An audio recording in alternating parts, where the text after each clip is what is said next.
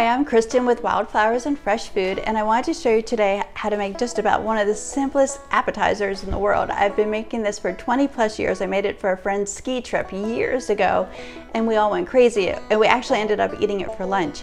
And then I've also translated into making it for dinner over pasta, putting it over bread, anything. So what I want to show you is it's artichokes and roasted peppers, and I have a total cheat. Okay, so you can get peppers and you can roast them yourselves, but I'd buy them in a jar, and this is what they look like. So they're easy. I buy artichokes also in the can in water.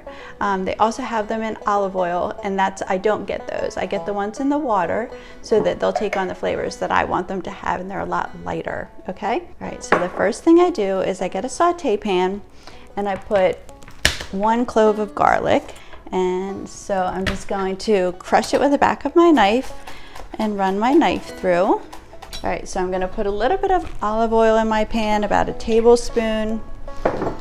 I'm going to add the garlic, and I'm going to take the artichokes that I got out of the can, and I'm just going to dice them up a little bit. You don't even have to, but I like it because today I'm going to show you how to put it on a piece of toasted bread, and I was going to put a little bit of goat cheese on underneath, and so I want them to be small enough that they don't fall off. Okay, and so I just chop those and I add them to my pan. Okay, and then I'm going to take these roasted peppers, and so if we'd roasted them ourselves, we would just put them under the broiler and then we'd let them cool, and we'd take off the charred black parts. So you can see little bits of black stay on, it's no problem at all. I'm going to just run my knife through. Again, this is a personal preference on whatever size you like. It doesn't really matter.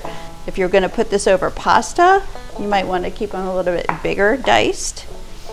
I know a lot of people just eat it plain as sort of a salad, and you can add it to a salad too. And then I'm going to take my olives, and you can do as many as you like. We love olives in our family, so we'll add a lot. If you're not a big olive lover, put in as many as you like. So I'm just going to let these flavors start to come together. So we've got artichokes in olive oil and garlic with the jarred peppers and some olives. And I'm going to add some lemon zest. Always love lemon zest. Just going to do like that.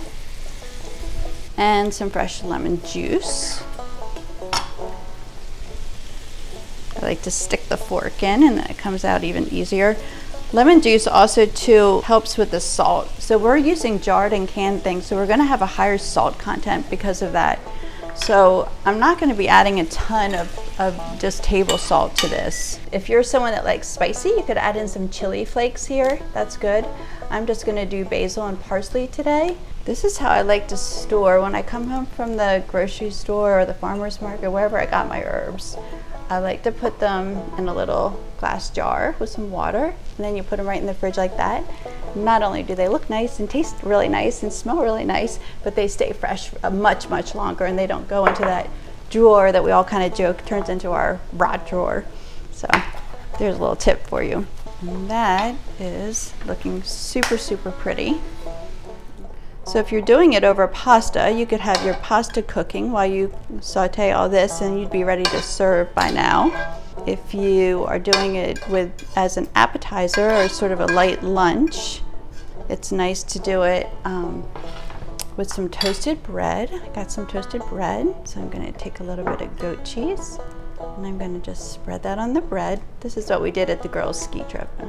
We loved it. But it is good hot, and you can see the smoke coming off of it right now. So you just kind of put it right on there. And you can put these out on a tray, or you can just help yourself in front of the fire. This is Wildflowers and Fresh Food. Thank you so much for joining me. Be sure to follow me on Facebook, Instagram, and wildflowersandfreshfood.com.